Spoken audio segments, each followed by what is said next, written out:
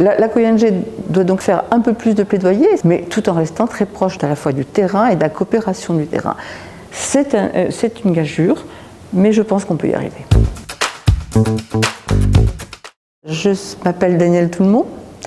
Je représente à la COING l'association Agir ABCD.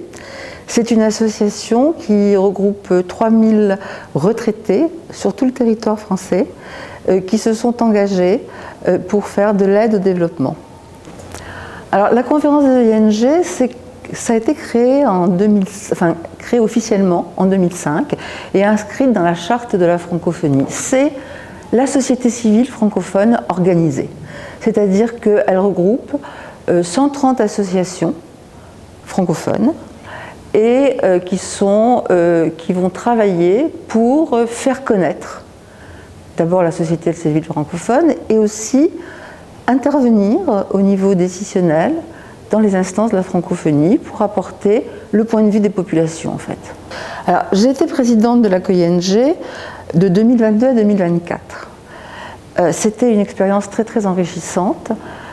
La présidente de la COING, son travail est plus un travail vers l'extérieur. C'est elle qui représente en fait les associations de la société civile. C'est elle qui est la porte-parole et qui fait en fait, qui est un espèce de passeur entre les populations, les associations qui sont regroupées en commissions thématiques, donc le terrain, et tout ce qui est institutionnel, que ce soit la francophonie institutionnelle, l'OIF, l'AUF, etc., et que ce soit aussi les représentants d'État qu'elle a l'occasion de rencontrer à plusieurs reprises et à qui elle peut expliquer et auprès de qui elle peut faire la promotion en fait de cette COING.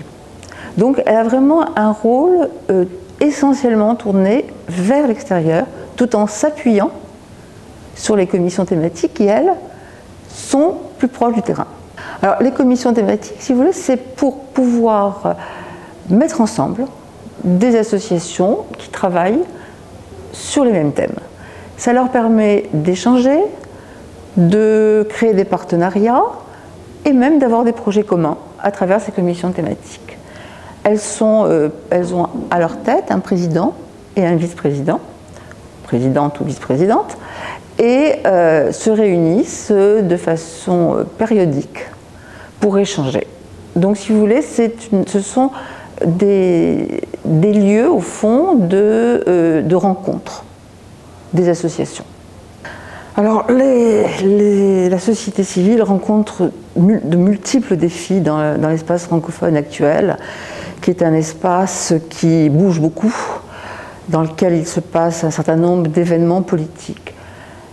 La société civile est là pour aider les populations, pour permettre qu'elles soient protégées et que les États tiennent compte des résultats de leurs actions sur la population. Elles sont là vraiment pour compléter, pour éventuellement corriger les actions des États et des gouvernements. Donc le monde actuel est un défi permanent pour la société civile et pour les associations. Parce que les populations sont les premières à souffrir lorsqu'il y a des guerres, lorsqu'il y a des coups d'État, lorsqu'il y a des problèmes économiques, quand il y a des problèmes de famine. Et les populations les plus fragiles, les enfants notamment, les femmes, sont les premières victimes en fait. Donc nous avons un rôle à jouer. Et nous nous appuyons pour cela sur l'OIF, qui nous y aide beaucoup. Alors, il y a de fortes synergies entre la COING et l'OIF, un peu moins pour l'instant, mais nous y travaillons avec les autres opérateurs de la francophonie, puisque, si vous voulez, la COING est invitée aux instances de la francophonie, notamment à la commission coopération et programmation. Elle est à la fois bénéficiaire et partenaire pour la programmation, c'est très important. Et d'ailleurs, maintenant, la société civile est un des axes transversaux de la programmation de l'EIF, donc c'est très très important. Là, nous avons aussi, grâce à l'EIF, une attachée de programme dédiée, des financements, et nous avons la chance de pouvoir aussi travailler avec l'unité égalité femmes-hommes, qui est notre point d'entrée en fait dans l'EIF et qui nous permet ainsi d'avoir tous les contacts nécessaires avec toutes les unités de programme chaque fois que c'est nécessaire. Alors là, la COING donc existe depuis 2005, c'est le président Diouf qui en a été un petit peu le créateur en fait, il a beaucoup appuyé cette création et si vous voulez, elle doit être d'abord connue et reconnue par les autres opérateurs de la francophonie. Elle doit pouvoir aussi évoluer par une plus grande autonomie qui permettra des actions plus efficaces.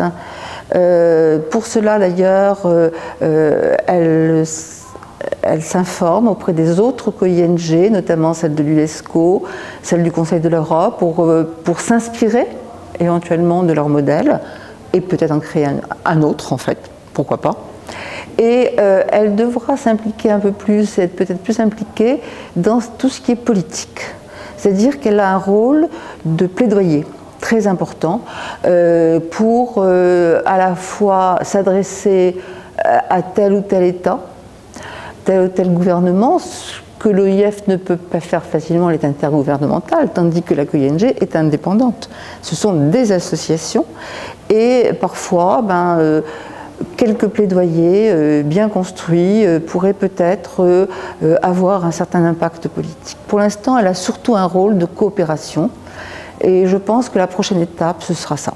La COING doit donc faire un peu plus de plaidoyer et c'est d'ailleurs un des thèmes de la nouvelle programmation de l'EIF, mais tout en restant très proche à la fois du terrain et de la coopération du terrain. C'est une gageure, mais je pense qu'on peut y arriver.